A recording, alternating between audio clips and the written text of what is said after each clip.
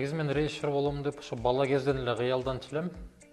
Кичинекей кезимде ошо жомокторду айтып берип, окуяларды инилериме кино кылып же мультфильм кылып оюман чыгарып жомокторду көп айтып берчүмүн да. Анан сүрөтчүлүк окугам, сүрөтчү фотограф окугам, кийин ошо жогорку окуу жайын Улуттук университеттин тележурналистикасын бүтүргөм. Бүтүрүп андан соң жогорку окуу жайларынан кийин жогорку окуу жайларын бүтүргөн балдарды кабыл алуу болуп, эксперименталдык 1,5 жылдык автордук кинолор режиссерунун курсун бүтүргөм.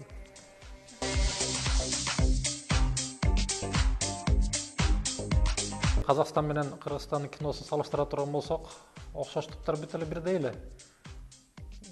Бир гана айырмасы ошол казак киносунда акча көбүрөөк, акча кененирээк.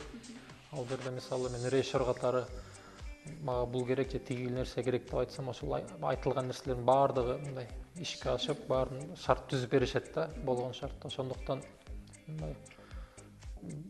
Казакстанда акыркы жылдары ошол автордук кинолор кичине озуп баратканы дагы ошондонбу дейм да.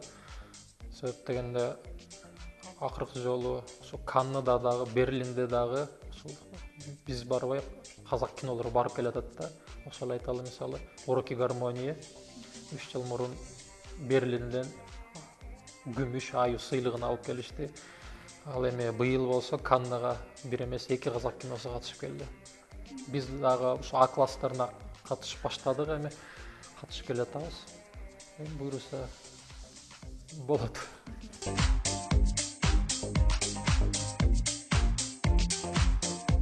Кинолаптар ал эми турган иш да. Кинолаптарды ар бир эле режиссер мындай болтурбоого аракет кылат.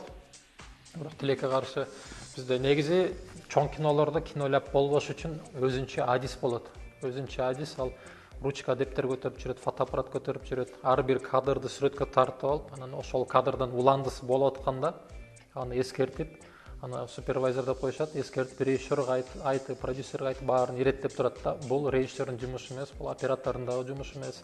Себеп дегенде чоң кинолордо эпизоддор өтө эле көп, кадрлар өтө көп, ляптар сөзсүз түрдө болот.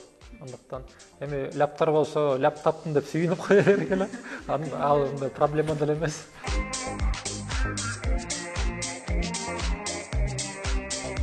Режиссер эң биринчи кезекте, мен таланттан тышкаркысын айтайын, эң биринчи кезекте өжөрлүк керек. Себеп дегенде кино бул мындай оңой олтон кичинекей жумуш эмес. Бир кабинетте отуруп алып, каалаганыңда келип, каалаганыңда кетип кала тургандай, же болбосо мындай сүрөт тартуу, же ыр жазуу сыяктуу эмес. Бул режиссерлук кесип. Өзүнөн тышкары көп команда менен иштей турган иште. Анан бул кээ бир учурларда айлап, кээ бир учурларда жылдап созулуп кетиши мүмкүн. Бир кинону баштап аягына чейин, мисалы айталы, бир кино тартам деген идея келди, кинонун идеясы келди, анан сюжети бышат.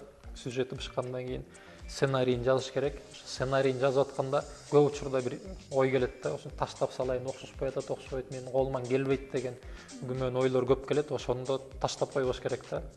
Андан тышкары ошол даяр сценарийди алып алып, анан акча же каражат издейт.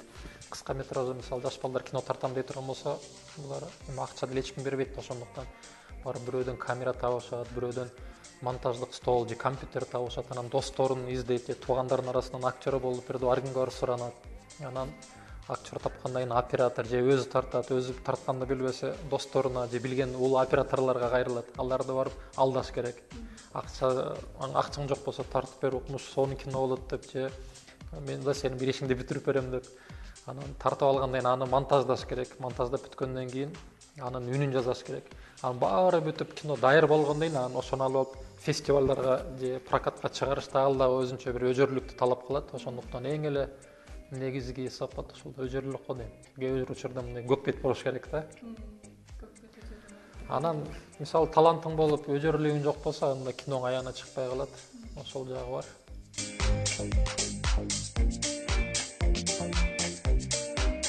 Мен көп нерсе ушул драманы тартып калдым го дейм. Ошол Казакстанда иштеп жүргөндө да, Кыргызстанда да бүт эле кинолорум ушул драма экен. Негизи өзүм жомокторду жакшы көрөм. Мен ошол мен оюма койсо жалаң эле жомок тартат элем. Бирок жомок каражатты көп талап кылат экен. Азыр дагы ошо жомок тарталы деген идеяларыбыз көп. Азыр каражат издеп жатабыз. Кудай буйруса, келечекте сөзсүз түрдө ошол жомокторду тартканга аракет кылам.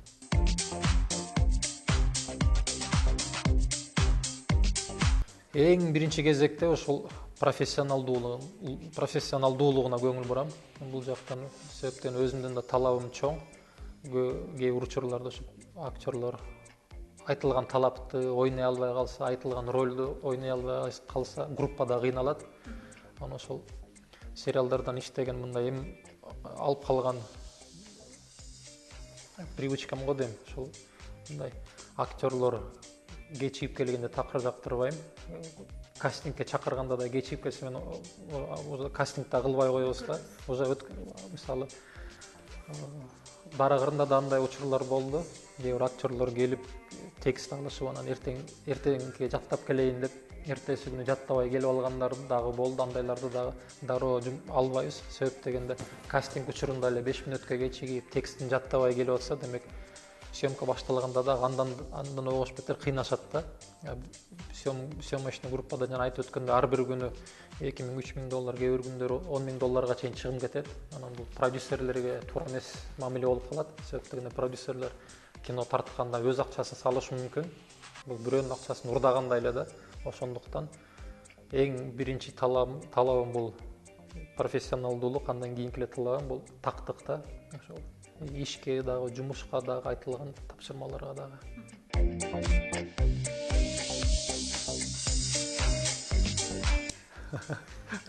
Камерадан уялсаңыз, айтат элем, элдин баары уялат.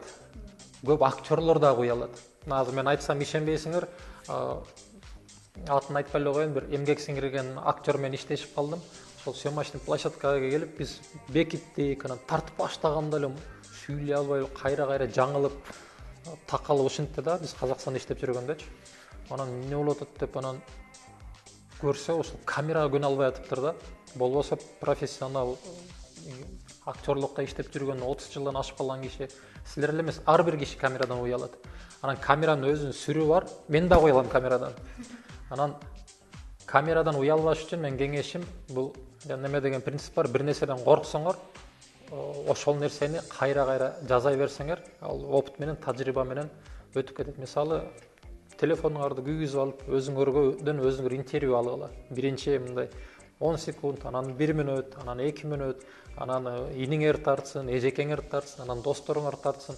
Кайра тартылганда гана, кайра опыт болгондо гана ошол коркуу сезими кетет да. Камерадан да ошентип коркушат, интервью бергенден коркушат, сүрөткө түшкөндөн коркушат, анан эл алдында чыгып сүйлөгөндөн да коркут эмеспи? Андан да ошентип мындай тажрыйба алыш керек да. Уялып отура бергенде болбойт. Мисалы, мектепте сабак учурунда же университетте кайра күнүгө чыгып, бир тапшырма, бир суроого болсо да туруп жооп берип, доскага чыгып, ал жактан жооп берип, ошентип көнөт. Бул жерде бул тажрыйба менен гана жеңсе болот.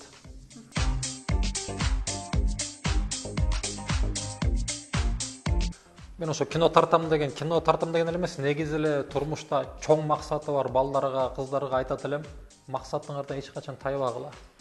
Максатыңарды чоң койгула да, ошого аягына чейин жеткиле. Өжөрлүк керек бул жерде. Качан силер мындай колуман келбей калды десеңер, анда утуласыңар. Эч качан максатыңардан тайбагыла. Силерден кааласаңар, мыкты режиссер дагы чыгат, мыкты актер дагы чыгат, мыкты футболчу дагы чыгат, мыкты сүрөткер дагы чыгат. Деги кааласаңар, министр дагы чыгат силерде. Болгону ошо максатыңардан эч качан тайбагыла, эч кимди укпагыла. Улуу байкелериңер айтышы мүмкүн, эптеп швеяны бүтүрүп ал, жаныңды багасың деп укпагыла.